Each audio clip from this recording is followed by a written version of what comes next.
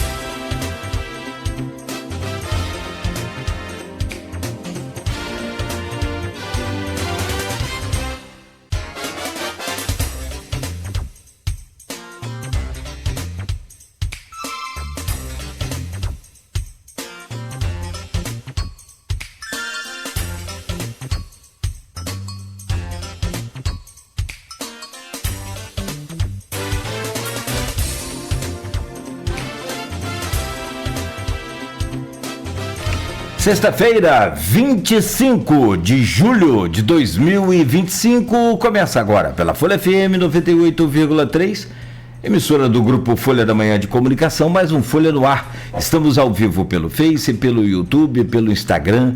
Você pode conferir este programa daqui a pouco pelos tocadores, as plataformas tocadoras de podcast. Parte desse programa também, conteúdo deste programa, né, no portal Folha 1, no jornal impresso Folha da Manhã, em todos os canais, em todos os veículos do Grupo Folha da Manhã de Comunicação, para você né, não perder nada. Logo mais tem reprise na Plena TV, pelos aplicativos de rádio também, pelo aplicativo da Folha FM, enfim, aonde você estiver, a gente está junto com você pela Alexa. Também é só dar o comando Alexa ouvir Folha FM, Alexa tocar Folha FM, enfim, a gente está aí com você em todas as plataformas. São 7h07 em Campos. Muito bom dia, eu sou o Cláudio Nogueira. Começa agora mais um Folha no Ar com as principais informações de Campos e da região. E a gente começa com a previsão do tempo para hoje, passando rapidamente pelo fim de semana também, com o boletim do Instituto Nacional de Meteorologia. Não há previsão de chuva para hoje, ou pelo menos para hoje a previsão de chuva é em torno de 55%. Não há previsão de chuva para domingo. Amanhã a previsão de chuva é de 60%, um pouco maior. A probabilidade de chover é em torno de 60%. Hoje a mínima é de 17, máxima de 26. Agora faz 18 graus aqui no centro, com sol meio que acanhado ainda, entre nuvens aí nesta manhã de sexta-feira. 18 graus agora. Para o final de semana, temperatura também variando muito pouco da de hoje. 26 de máxima, 27, 18, 17 de mínima aí para sábado e para domingo.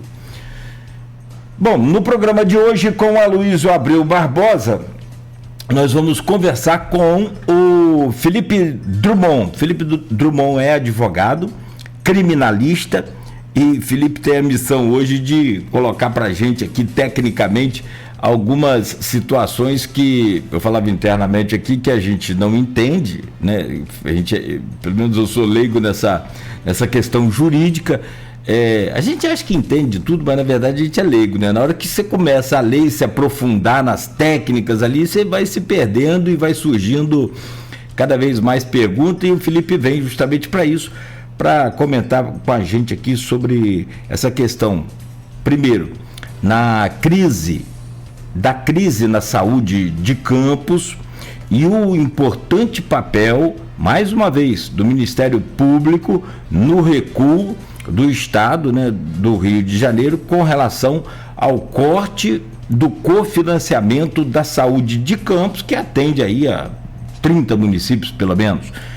Também o Felipe fala com a gente, aí sim, vamos tentar esclarecer mais esse imbróglio todo aí entre Trump e o STF, essa briga declarada aí do Trump contra alguns ministros do STF, principalmente o Moraes, e as cautelares do Moraes contra Bolsonaro, que aí a gente vai precisar de entender mais mesmo tecnicamente como é que é esse momento que a gente está atravessando aí. Felipe, já vamos trazer o seu bom dia, vamos começar essa entrevista, mas de antemão, obrigado pela sua presença, importante aqui hoje para a gente conversar sobre esses temas. O Folha no Ar é oferecido por Proteus, serviços de saúde e medicina ocupacional, qualidade certificada ISO 9001-2015, Unimed Campos, cuidar de você. Esse é o plano. Laboratório Plínio Bacelar e vacina Plínio Bacelar, cuidando bem de tudo que te faz bem com a vacina contra a gripe para idosos. Ela reforça um pouco mais, ela dura um pouco mais, então protege bastante. Fique atento aí. Vacina Plínio Bacelar. Rede Mariana de postos de combustíveis, qualidade e compromisso com você. Radmed Diagnósticos por imagem, sempre à frente. E consórcio do Sicoob Fluminense, o jeito mais fácil, mais prático para você juntar dinheiro e realizar o seu sonho da casa própria, apartamento, carro, moto, enfim. É só entrar em contato com o Sicoob Fluminense. Bom, no portal folha1.com.br, a notícia complicada também aqui para nós, para a região, e olha, isso já vem acontecendo, já suspeita disso aí há muito tempo, e está aqui no portal Folha 1. Suspeitos de extorsão contra comerciantes da Baixada Campista são presos. O crime era praticado na localidade de Poço Gordo. Caso não pagassem quantias em dinheiro, os comerciantes eram ameaçados. É o que aponta aí a investigação da Polícia Civil. É a chamada milícia, né? Que protege, é isso? Está aqui no portal Folha 1. Firjan estima prejuízo de 800 milhões de reais para o estado do Rio de Janeiro com tarifas dos Estados Unidos. São João da Barra e Macaé entre as cidades que serão mais prejudicadas com a medida. Está aqui, olha, São João da Barra, inclusive, pede ao governo do estado uma agenda para debater os impactos do tarifaço de Trump. O município deseja planejar medidas de proteção da economia local, o que pode, né, e pelos especialistas, gerar aí fechamento de empresas, desempregos e prejuízos sérios aí, né, não só para Campos, para a região toda, São João da Barra, Macaé, mas como todo o país. Interior todo aí, né, complicado também. Diogo Nogueira, nesta sexta-feira, no Festival de Inverno do Sesc Gruçaí, empreendedores do Norte Fluminense participam do Sebrae Rio Summit.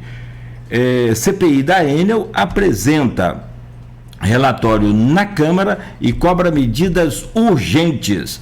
Quadrilha Águia de Ouro se apresenta no centro de Campos nesta sexta-feira. Quadrilha Julina, tá, gente? Comércio de Campos se aquece com expectativa para o Dia dos Avós. Moraes decide não decretar prisão de Bolsonaro. Festival do Maracujá vai movimentar São Francisco do Itabapoana. Recesso escolar termina hoje. Segunda-feira, tudo de novo. Voltam aí as aulas. O segundo semestre será retomado. Homem é preso por embriaguez ao volante no centro de Campos. E tá aqui, ó, São João da Barra com ofertas de emprego no Porto do Açu. São as manchetes, ou pelo menos algumas delas que estão lá no portal folha1.com.br. 7h13. Deixa eu trazer o bom dia do nosso convidado, o Felipe Drummond, advogado criminalista, para a gente comentar, falar sobre esses temas que a gente já colocou aqui. Felipe, bom dia. Muito obrigado pela sua presença aqui nessa bancada mais uma vez. Seja sempre bem-vindo. Obrigado. Bom dia, Felipe. Bom dia, Cláudio. Bom dia, Luísio. Bom dia aí a todos os nossos ouvintes e telespectadores. É sempre um prazer, viu, estar aqui e poder debater, dar um pouco da nossa opinião aqui a respeito de temas tão caros para a nossa democracia como um todo, para o Estado de Direito, e a gente poder tentar se aprofundar um pouco mais sobre um aspecto crítico a esse respeito. Espero que eu consiga aí estar à altura dessa missão, tá certo? Opa, como? Sim, está sim. Estado de Direito democrático, um exercício diário que a gente tem que fazer. É uma batalha porque vem ataque contra a democracia de tudo que é lado, né? Bom, deixa eu trazer o bom dia do Aloysio Abreu Barbosa. Quando não dorme mais tarde, acorda mais cedo, porque tem pesquisa e vai afunilando. Ainda falta 1 ano e 2 meses para as eleições do país, e aí serão eleições importantes, escolha de presidente, governador, senador e deputados estaduais e federais. Então, a partir de agora, né, e a cada momento, como a gente fala, aquela coisa de pesquisa é uma fotografia do momento, então foi tirada uma foto ontem, ou pelo menos foi publicado ontem mais uma pesquisa, e daqui a pouco vai estar esmiuçada aí, detalhada aí no portal Folha 1 por você, Aloysio. Bom dia, bem-vindo, Aloysio, obrigado pela presença. Bom dia, Cláudio Nogueira, bom dia, Beto na técnica, bom dia, Felipe, obrigado pela presença. Vamos ter que conversar um pouco nos 2 próximos blocos, né? É interessante, porque eu estou em jornal desde 89, tem um tempo já, né? Quanto tempo tem? 36 anos. 36 anos, eu nunca vi nesse tempo. Assuntos locais, assuntos de campo estão ligados a assuntos da região, estão ligados a assuntos do Estado, estão ligados a assuntos do Brasil e estão ligados a assuntos do mundo. É uma coisa muito... daqueles alinhamentos, daquela lua vermelha, lua rosa, que comia deve correr de 100 anos, né? Está muito alinhado, está muito alinhado. Se você for buscar a causa das coisas, da crise da saúde a crise das tarifas está tudo interligado, né? Todos pertencem, todos têm critérios comuns, né? Critérios comuns presentes. Bom dia, sobretudo, você ouvinte pelo streaming telespectador do Folha no Ar, né? Bom dia às categorias que nos acompanham sempre nesses inícios de jornada de segunda a sexta, os motoristas aplicativos, taxistas, professores. Felipe, exerce magistério? Exerço sim. Então, representados aí, Felipe, os professores, sou filho orgulhoso de uma professora e os pais de alunos. Felipe, vamos começar, como eu diria, pelo nosso canavial, né? Como eu disse de antemão, está tudo muito interligado, o que é muito raro. Mas no dia 21 de junho, vamos retroagir para o ouvinte e o telespectador, tentar resumir a ópera, ter uma ideia da linha de tempo, né? O Cláudio Castro foi eleito com apoio, né? E Bolsonaro foram eleitos com apoio de Rodrigo Bacelar e de Vladimir, em 2022, né? O Vladimir, inclusive, fez uma carreata grande para Bolsonaro aqui na cidade, junto com Cláudio Castro, Flávio Bolsonaro. Então, está todo mundo no mesmo pacote, né? Chega 2026, eleições municipais. Os grupos racham, né? Os dois grupos racham. Tinha a chamada pacificação, mas isso racha com a eleição municipal. Não adianta muita coisa o racha, porque Vladimir, como era esperado, as pesquisas desde 2023 mostravam, vence o primeiro turno, né? Esse racha vai se acirrando. A gente sabe que tem muita gente também que ganha com essa briga. A verdade é essa, inclusive veículos de comunicação, né, que vivem disso, foram criados por conta disso e vivem disso, né? A coisa foi no crescendo e teve, em maio, uma inauguração no Jardim das Acácias, que é um bairro do Parque Guarulhos, que recebeu a obra do bairro legal feito por recurso do Estado e do município. Me parece que uma rua do Jardim das Acácias não foi contemplada pela reforma. E, com razão, esses moradores sentiram o direito de protestar. A reforma o bairro todo, a minha rua, se não reforma, tá? Cidadão é direito de protestar. 3 cabos eleitorais de Marquinhos Bacelar, irmão de Rodrigo, vão lá, arregimentam esses descontentes e conduzem para o enfrentamento a Vladimir. Vladimir chega, hoje em dia é isso, telefone na cara, cobrando a rua e tal, papá. Já estava atrasado o repasse da saúde, já vinha atrasando o repasse da saúde, né? E Vladimir responde, cobra Rodrigo que não repassa a verba da saúde. Isso ele chegando, ele sobe no palanque para fazer o discurso da inauguração, o grupo começa a pupá-lo, né? Instigado pelos cabos eleitorais de Marquinhos, e Vladimir, no meu entender, errou de maneira ingênua, né? Talvez seja coisa da idade ainda, né? Talvez aprenda com o tempo. Mordeu a isso que falou, quero dizer aqui que não vou apoiar o Rodrigo Bacelar de maneira nenhuma. E esse assunto tinha crescido muito quando o Lula vem a Campos inaugurar os novos prédios da UF, e Caio Viana, enquanto deputado federal, sopra no ouvido de Lula que Vladimir, também presente como prefeito no palanque, podia ser vice-líder do país. Aí Lula, malandro como chama Vladimir, anota o número de telefone nas costas, aquelas coisas de Lula, né? Animal político. A partir daí, Rodrigo veio inaugurar um destacamento de bombeiro novo no Farol, e Vladimir, da véspera, começou a cobrar em vídeo no Instagram, né? O repasse atrasado, porque Campos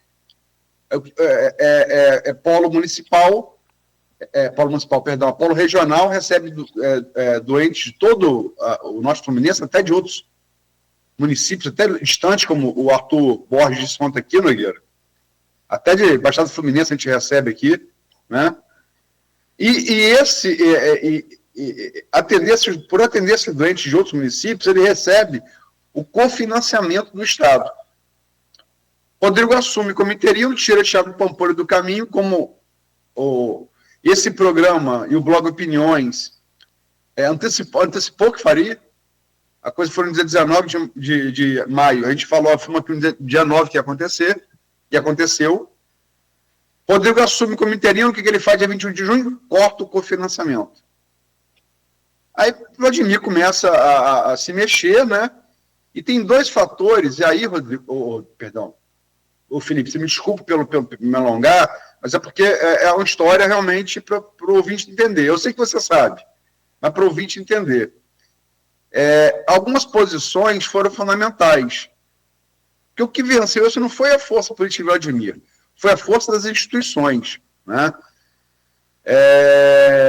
No dia 10 desse mês, o Conselho de Secretarias Municipais de Saúde do Estado do Rio de Janeiro, Consens RJ, se manifesta contra a decisão unilateral do Estado do Rio de Janeiro, alertando para, aspas, perspectivas reais de morte.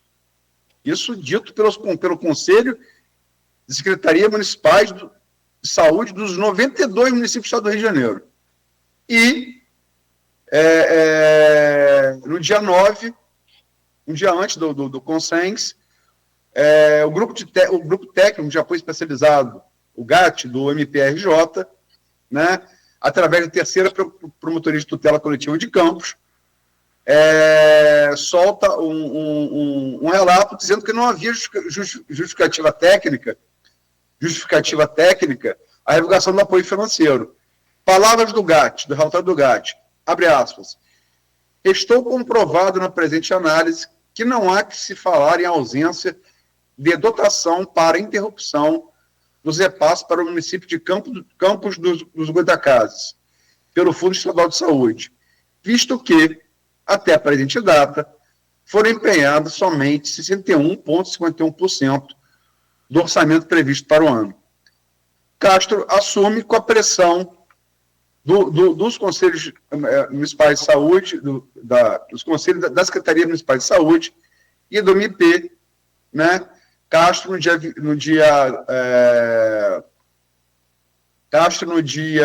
21, né, ele vai e recua, o Estado do Rio recua e retoma o cofinanciamento. Felipe, desculpe pelo preâmbulo longo, mas eu tentei resumir os fatos. Como é que você vê isso, sobretudo, não só como campista, mas juridicamente a ação do Ministério Público na resolução da crise?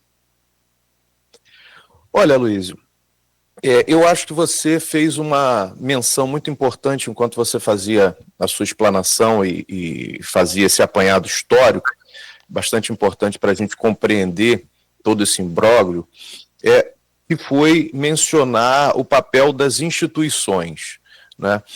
E aí, realmente, há uma correlação muito grande entre esse problema que vivemos aqui, né, e o problema que a gente hoje vai tratar também a respeito de toda essa confusão política, da interferência de um Estado estrangeiro, dos Estados Unidos, da questão do julgamento no STF, e essa correlação do papel de instituições é muito importante. E eu acho, e eu estou dando uma certa ênfase a isso, porque me parece que, de certa maneira, a nós, brasileiros, e não só a nós, né, nós percebemos isso na influência agora, na interferência do Estado, dos Estados Unidos, mas, de certa maneira, ainda temos um problema muito grave, que é a falta de compreensão do papel das instituições enquanto órgãos de Estado isentos, né?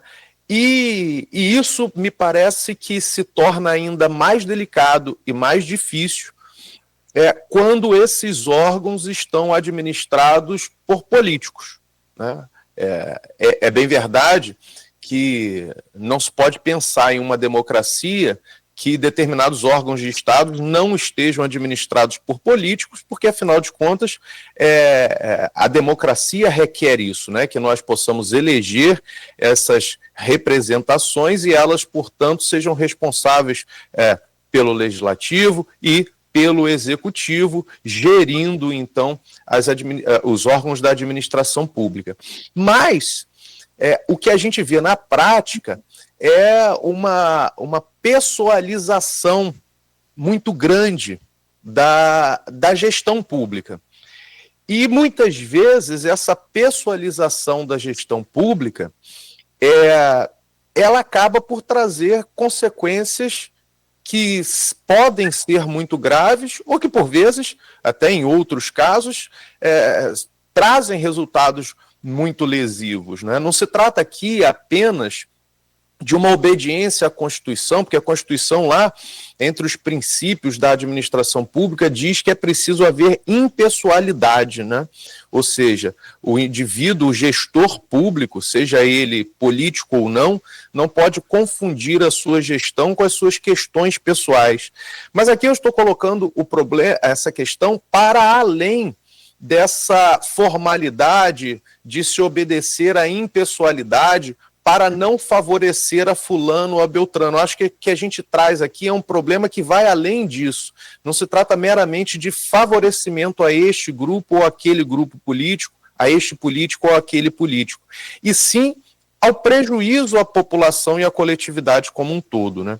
E nessa hora, como você muito bem ressaltou, o papel do Ministério Público, em especial por meio das promotorias de tutela coletiva, esse papel é muito importante, que é um papel que, na verdade, o que me parece, eu não tive acesso aos autos, então pode ser que eu fale alguma coisa aqui que eventualmente destoie um pouco do que efetivamente aconteceu, mas pelo que eu pude verificar pelas notícias da imprensa, em especial pelas notícias aqui, que foi muito bem retratado pelo portal Folha 1, enfim, o que eu pude compreender é que não foi necessário sequer uma ação contundente do Ministério Público em termos de tomar determinadas providências que levassem a sanções a este ou aquele político, né? A este ou aquele gestor. Mas a sua interferência acaba sendo muito salutar e talvez decisiva para todo esse problema, não é? E aí a interferência do Ministério Público acaba sendo exatamente para chamar à realidade esses atores e dizer, olha, nós estamos tratando aqui da coisa pública, do interesse público. De fato, todos nós sabemos que Campos é uma referência, é um polo regional de atendimento na área de saúde, né? E por conta disso, a precariedade da saúde, a falta de recursos aqui para as instituições hospitalares de Campos, para os órgãos de saúde de Campos, acaba afetando não apenas a população de Campos, mas toda a população do entorno dos outros municípios que dependem do atendimento que aqui é prestado, não é? E na medida que você acaba tendo tensões entre grupos políticos interferindo nessa gestão da saúde, seja com a falta de recursos, seja com o uso disso como moeda política, isso acaba sendo bastante prejudicial para toda a população e poderia ter tido resultados mais danosos, né? Então, eu acho que eu fico feliz por, ao menos, aparentemente, nós termos resolvido esse problema, né? E destacar, parabenizar a atuação desses órgãos que, em verdade, o que fizeram foi chamar a atenção de volta para a necessidade da institucionalidade, da impessoalidade, que é indispensável na gestão da coisa pública, principalmente no que diz respeito à destinação de recursos para serviços essenciais, como é o serviço da saúde, né? Ô Felipe, deixa eu te fazer uma pergunta. Deixa eu abrir aqui, desculpa, fechei aqui porque fui dar um espirrar agora de manhã cedo. Você traz uma realidade assim bem importante, pontual, que é resultados mais danosos. Graças a Deus não tivemos resultados mais danosos, como foi alertado aqui, a Luísa já falou, eu repito, por vários convidados nossos, como o doutor Geraldo, do Hospital Álvaro Alvim, alertou sobre a gravidade do corte do cofinanciamento. O médico, ex-candidato a prefeito de Campos, também, Bruno Calil falou aqui, né, Luiz? Falou aqui das mortes que filhos, e ele foi bem categórico, né? Filhos poderiam perder os pais, pais poderiam perder os filhos, mães, enfim. E aí, a gente tem visto, você trouxe uma coisa interessante, o papel institucional e o papel pessoal nesses organismos gestores. E a gente tem visto aí algumas ações do Ministério importantíssimas para chamar esse pessoal, repetindo o que você falou aí, esses atores, para realidade aqui, vocês estão nos órgãos públicos, não pessoais. O que pode ser considerado, se é que é possível você analisar isso, e a gente me parece que está assim, bem roçando bem nessa questão, como foi o caso da LDO em 2023 em Campos para 24. O que é crime nisso tudo e o que não é crime? Dá para pontuar isso ou teria que ser muito específico? Cláudio, é bastante difícil.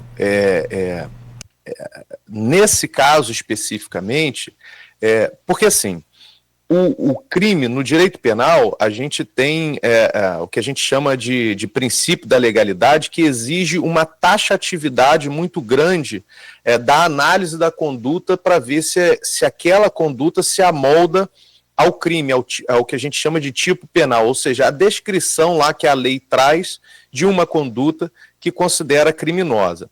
Então, além disso, não basta a mera prática de uma conduta que a lei descreva como crime.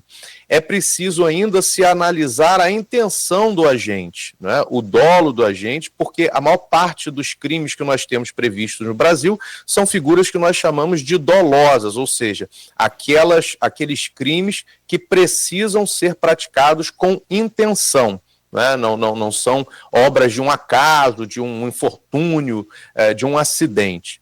E, além disso, muitos desses crimes exigem ainda uma finalidade específica, ou seja, só é crime se o agente praticar uma determinada conduta que a lei prevê como criminosa, mas imbuído daquela finalidade específica que a lei criminaliza. Então é muito difícil, de maneira geral, nós falarmos aqui sobre uma possibilidade de criminalização, de prática criminosa nessas condutas sem a gente conseguir examinar o caso em concreto, especificamente. Mas existem outras possibilidades, né? Existem possibilidades de ilícitos civis, existem possibilidades de ilícitos administrativos, que aí, evidentemente, não vão ter sanções criminais, mas são possíveis de acontecer. Mas aí a gente fica muito vinculado à análise do caso concreto. É difícil a gente fazer uma projeção aqui e dizer o que seria necessariamente crime, porque aí, até mesmo pensando nas figuras criminosas que seriam mais tradicionais, que poderiam acontecer nessas hipóteses, a gente precisaria ter um agente agindo, um indivíduo agindo com aquela finalidade específica de gerar prejuízo, não é? De gerar uma determinada lesão ou colocar uma população em risco, e isso é um pouco mais difícil de ser comprovado, né? A gente tem aí, e a gente tem sempre argumentações de limitação orçamentária, de princípio de reserva do possível, aquilo que eu posso ou não posso fazer, de previsão orçamentária no orçamento, mas eventualmente alguma coisa que pode ter ocorrido no meio do caminho e não trouxe a disponibilidade financeira para aquilo, o que é difícil de se imaginar na prática como algo regular de acontecer, mas a administração sempre pode alegar e eventualmente provar esse tipo de ocorrência, né? Então é difícil a gente pensar, é difícil a gente fazer uma projeção de figuras criminosas específicas que aconteceriam ao ensejo dessas circunstâncias. Desculpa, agora foi eu que deixei o microfone fechado. Deixa eu pegar uma carona que perguntou no Nogueira. Eu tenho um parente próximo que chegou de outro município, eu não moro em Campos, né? Cheguei com um parente, um pai, uma mãe, um filho, um irmão, muito grave, de outro município. Cheguei baixando Ferro Machado. Se a situação tivesse resolvida, estava anunciado, o Campos tinha anunciado que ia parar de atender municípios de outro município que não tivessem regulados pela PPI, né? Chego lá no Ferro Machado, não posso atender, ou até posso atender, mas vou atender porque é emergência. Mas não posso aplicar um antibiótico tal, porque esse antibiótico tal não está regulado, ele custa não sei quanto. Meu pai, minha mãe e meu irmão vêm a óbito. Isso tudo foi gerado por conta disso. Eu te contrato como advogado criminalista. Em quem que você iria no Poder Municipal que não deu antibiótico? Você iria no Estado que cortou o cofinanciamento que garantia aquele antibiótico? Como é que você agiria? Eu acho, Aloysio, nesse caso especificamente, e aí eu vou vou ter um posicionamento aqui que não seria comercialmente favorável a mim, digamos assim, mas eu acho que nesse caso especificamente, muito provavelmente a questão não se resolveria com a ação, com a interferência da justiça criminal ou dos órgãos de persecução, enfim, não seria a advocacia criminal que iria, nesse caso não seria nem resolver, né, mas buscar reparação por essa conduta. Porque o que a gente tem aqui? A gente tem os médicos que, pelo exemplo que você deu, não tem culpa de nada, afinal de contas, fizeram aquilo que podia ser feito. Né? Ele não tem o antibiótico, não deixou de administrar o antibiótico porque não quis, não tinha. Né? A gente tem, por outro lado, uma alegação de falta de recurso do poder público municipal, que alegará que não tinha outras formas outras fontes para destinar recursos para aquela finalidade. O governo estadual, muito certamente, vai trazer alegações do porquê que não repassou aqueles recursos que eram necessários e devidos. E aí fica difícil, primeiro, que é importante esclarecer, só para o público saber aqui com relação a essa questão jurídica, que criminalmente nós não temos como responsabilizar o Estado ou o município. Aliás, no direito brasileiro, pessoas jurídicas, via de regra, nesse caso, quando a gente está falando Estado e município, nós estamos falando pessoas jurídicas de direito público, né? Mas no Brasil, via de regra, pessoas jurídicas não têm responsabilidade criminal. A única exceção que nós temos é para o caso de crimes ambientais. Fora isso, pessoas jurídicas, empresas, órgãos públicos não respondem criminalmente. Então, eu não teria, por exemplo, como demandar uma investigação para apurar uma responsabilidade do Estado enquanto ente federativo, ou apurar a responsabilidade de um órgão estadual enquanto instituição que faltou com o seu dever ali. Da mesma maneira que não teria como fazer isso com relação aos órgãos municipais e o município. O que poderia haver é investigação com relação a pessoas específicas. Essas sim poderiam ser eventualmente responsabilizadas criminalmente. Mas aí eu volto a dizer, nesse caso, não me parece que seria uma questão criminal que nós estaríamos debatendo aqui. Nós poderíamos aí tratar, a depender das circunstâncias, se tivesse prejuízo ao erário ou não, nós poderíamos aí tratar de improbidade administrativa, nós poderíamos tratar de algumas infrações administrativas, de ilícitos, nesse caso, aí sim, não é a minha área, então não domino, mas os advogados civilistas poderiam, sim, ingressar na justiça para buscar uma reparação em razão de danos morais e até mesmo de danos materiais em face do Estado, ou em face do município, ou em face dos dois conjuntamente, para que pudesse ser reparado, indenizado, mas criminalmente eu acredito que não fosse a solução, não passasse pela seara criminal. Mas essa distinção, são as peculiaridades de cada assunto que a gente, como leigo, não domina, né? Eu, por exemplo, não sabia que pessoa jurídica não podia ser criminalmente responsabilizada, nem órgão público, né? Nem pessoa jurídica, no caso prefeitura, Estado, não sabia disso. Mas não pode. Mas essa é uma particularidade, é uma realidade brasileira, né? Nós temos, assim, em outros estados, e até uma tendência mundial, de um alargamento de responsabilidade penal das pessoas jurídicas. No Brasil, nós continuamos restritos apenas, as pessoas jurídicas podem ser responsabilizadas apenas no âmbito dos crimes contra o meio ambiente. Aí sim, nesses casos, se houver o atendimento a diversos requisitos lá que a lei do meio ambiente traz, aí sim é possível uma responsabilização de pessoas jurídicas. Hoje em dia, a gente trata muito dessa questão de responsabilidade de pessoa jurídica, principalmente para questões econômicas e financeiras, até porque geralmente as sanções que a gente vê sendo aplicadas em outros países também são sanções que abordam essa questão econômica e financeira, suspensão de exercício, suspensão de atividades, etc.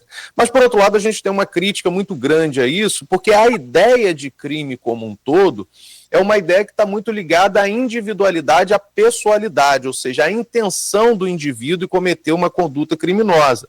E a gente sabe que pessoas jurídicas, que são entes abstratos, a gente chama de ficção jurídica, porque a pessoa jurídica não existe materialmente, né? Não existe ali, é uma criação para que a gente possa compreender a existência daquele órgão, daquela instituição, mas ela não tem vontade própria, ela não tem voluntariedade, ela serve como instrumento de atuação para determinadas finalidades, mas sempre gerida, tocada, administrada por um indivíduo, né, por uma pessoa. Então, aqui no Brasil, essas pessoas, elas sim podem ser eventualmente responsabilizadas no âmbito criminal, mas se houver a prática de crime, né, e geralmente, nesses casos, são crimes dolosos. E aí, realmente, nesse aspecto, com relação à ausência de atendimento de saúde, é bastante difícil, e especialmente por falta de recursos, é bastante difícil que a gente consiga vislumbrar claramente ali a ocorrência de um crime que pudesse ser imposto a qualquer desses agentes. Embora, se você for conversar em off com qualquer secretário de saúde, estadual, municipal, ou ministro da saúde do Brasil, ministro que eu me lembro não, mas secretário estadual e municipal que eu tive a oportunidade de falar com vários. Eles têm um medo de ser presos danado, porque, não porque cometem crimes, mas porque sabe uma decisão judicial, tem que ter o leite tal, tem que ter o antibiótico tal, e não tem. E descumprimento de decisão judicial, uma vez oficial do secretário de saúde ou ministro da saúde, aí sim, aí ele individualmente. Hoje em dia, ser secretário de saúde, estadual ou municipal, ou mesmo ministro, ele leva junto a insalubridade do cargo, está ligado ao medo de eventualmente não poder cumprir uma decisão judicial e correr o risco de ser preso. Você está ciente disso, não está? Sim, mas aí nesse caso, o receio que esses agentes têm é com relação a outra questão, né? Exatamente o descumprimento, pegando esse seu exemplo aí, o descumprimento de uma determinação judicial específica, que a gente não teve no exemplo que você trouxe antes. O que a gente tinha naquele exemplo antes é o fato de não ter recursos para atender. Mas não havia ali uma determinação judicial dizendo, faça. Mas esse seu último exemplo agora, realmente é algo que, por vezes, falta até um pouco de sensibilidade ou de senso de realidade em alguns magistrados quando tentam impor alguma consequência criminal ou tentam determinar que o indivíduo seja conduzido à delegacia por eventual crime de desobediência, porque por vezes a decisão lá diz, olha, interna, né, tem que internar. É um direito do doente ser internado, é claro.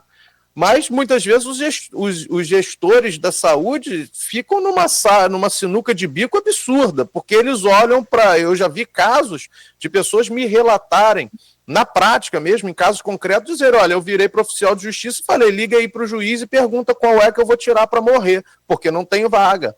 Então eu não tenho como colocar em atendimento. Vem uma decisão judicial determinando para internar na CTI.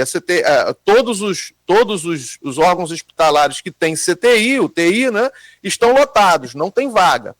Então, às vezes, essa decisão é destinada a um diretor específico de um hospital, ou, em geral, nos grandes centros, ou onde existe isso, aquele gestor que cuida, eu não me lembro exatamente o nome do cargo, mas o gestor que cuida das vagas. Da regulação das vagas. Isso, da regulação das vagas. Então, chega lá e ele diz, eu não tenho vaga, eu não tenho como internar no CTI porque não tenho vaga. Aí diz, não, mas tem que internar. Então ele diz, então me diga aí, já vi casos na prática, ele diz, então me diga quem eu tiro, porque a gente vai ter que escolher quem morre. Quem já está lá, já chegou lá, tinha vaga, é o direito dele de estar lá, infelizmente eu não consigo atender o próximo. Mas se eu tirar alguém, provavelmente esse alguém vai se agravar ou pode eventualmente morrer.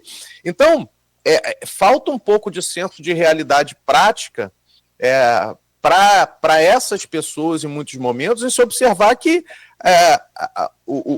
principalmente quem está na ponta, seja na gestão da regulação de vagas, ou os médicos, diretores de hospitais, etc., eles só podem fazer aquilo que eles têm recursos para fazer, né? Não dá para ir além do que a eles foi possibilitado. Mas realmente, eu imagino que estar nesse cargo seja uma função que traga tensões diárias, né? Porque não bastasse ali a tensão de você ter a responsabilidade de diversas vidas e de repente ter que dizer não para o atendimento de alguém que pode vir a morrer ou se agravar muito, ainda tem a possível responsabilidade penal ou a responsabilização em outro âmbito do direito por conta de você realizar a sua atividade com essas limitações. Realmente é bastante difícil. Acho interessante essa figura que você fez, que, aliás, eu fiz através da pergunta e você reforçou na sua resposta, logicamente muito mais conhecimento jurídico que eu. Mas porque vai entrar no que a gente vai... serve como exemplo, serve como referência, porque a gente vai entrar daqui a pouco, né? Eventual abuso de poder de magistrado, né? Achando que sua caneta pode tudo e não é bem assim, né? No caso, por exemplo, da saúde, como é que você vai criar uma nova vaga de UTI se todas elas estão ocupadas? Você vai matar um doente para salvar outro, né? Eu não sei se esse caso é muito superlativo, por óbvio, né? Mas, assim, talvez, como é que eu vou usar isso de maneira suave? Essa pretensão de que a caneta de juiz pode tudo e nem tudo pode, né? Nem tudo pode. Eu acho que vai se aplicar bem no caso que a gente vai analisar daqui para frente, que é esse imbróglio aí de Trump com o Supremo, com o Bolsonaro. Mas vamos falar isso no próximo bloco. Não, certo. E essa coisa de CPF né, CNPJ, né, que é o jurídico e pessoal, isso aí de fato, acho que deveria amarrar os dois, né, de toda forma, de qualquer forma.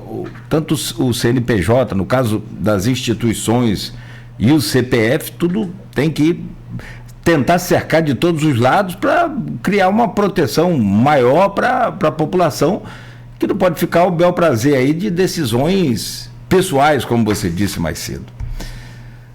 Bom, são 7h51. Desculpa. Pode falar. Ainda que o que mova a decisão seja um sentimento correto. O juiz quer salvar uma vida, ele não está ali, mas por falta de conhecimento específico da capacidade de salvar aquela vida, cria esse problema. Não que a decisão do juiz seja movida por arrogância, ela é movida para tentar salvar uma vida, né? É digno, é justo, é humano o que leva o juiz a tomar decisão. Só que por falta de conhecimento técnico, né, aquilo talvez seja naquele momento inaplicável. Eu não sei se você concorda, Felipe. Não, eu concordo sim. A gente vê algumas decisões, muitas vezes, um pouco mais ponderadas no seguinte sentido. Não dá para tirar do magistrado a sua necessidade de determinar a internação de quem precisa de vaga. O grande problema aqui que a gente está comentando é exatamente não se poder impor alguma consequência criminal àquele agente público, não é? Diretor de hospital, gestor de vagas, quem quer que seja, não se impor, o próprio médico, não se impor a ele uma consequência criminal se ele não tiver como atender aquela determinação. Então, muitas vezes, essa decisão ela vem seguida de salvo em caso de justificativa a ser dada de tal maneira fundamentada, e aí essa justificativa ser explicada ainda no plantão judiciário para que o juiz possa determinar qualquer outra providência se assim entender, ou muitas vezes ele, na própria decisão, já determina que se não houver vaga no local, que o município, por exemplo, ou o ente que ali está respondendo, promova, realize a remoção do doente para outro lugar que tenha esse atendimento, para outra cidade, etc. Mas isso também não é possível sempre, né? Por vezes não se tem possibilidade de fazer essa remoção, porque o doente precisa de uma estrutura, às vezes o doente precisa ser entubado, precisa de uma determinada estrutura que aí foge ao meu conhecimento, mas que não dá para fazer essa remoção, ou às vezes não tem recurso para fazer também. Mas assim, o importante nesse caso é haver a ponderação e a razoabilidade de se compreender que, sim, aquele doente precisa ser internado, precisa receber aquele cuidado. Mas se o médico ou o agente público que for destinatário daquela decisão não tiver como fazê-lo, ele precisa ter a tranquilidade de poder fundamentar isso e seguir fazendo o seu trabalho, né? Porque senão o indivíduo não tem como trabalhar naquela função, não é? Que é uma função bastante difícil, bastante estressante. Mas se ele viver sobre o receio diário de já não conseguindo atender a todos porque não tem recursos, ainda poder sofrer consequências criminais, esse sujeito não tem condições de continuar ali, né? Isso foi muito complicado na pandemia, né? A gente lembra bem disso. Lá foi tenso. Bom, gente, 7h55, o segundo bloco vem aí bem longo para a gente tentar, né, entender mais esses processos todos aí de democracia, de soberania e tudo mais. Vamos falar com o Felipe daqui a pouco, vamos continuar conversando com o Felipe Drummond, aqui nessa bancada hoje com a Aloysio Abreu Barbosa e com você aí, interagindo, participando e acompanhando a gente aqui. São 7h55. Pausa rápida aqui no Folha no Ar, que tem um oferecimento de Proteus, Unimed Campos, Laboratório Plínio Bacelar, Vacina Plínio Bacelar, Rede Mariana de Postos de Combustíveis, Radimed Diagnósticos por Imagem e Consórcio do Cicobi Fluminense. Agora ficou fácil realizar o seu sonho, o sonho da casa própria, o sonho do carro. É só falar com o Cicobi Fluminense. Tem uma dica agora da Nauta XP para você investir o seu dinheiro bem, colocar esse dinheiro aí para trabalhar para você. É só você ouvir a equipe especializada da Nauta XP Investimentos. Confira aí. Minuto Nauta XP. As principais informações do mercado diariamente para você. A assessoria de investimentos tem como função apoiar o cliente no atingimento de seus objetivos patrimoniais, ou seja, auxiliar na escolha de investimentos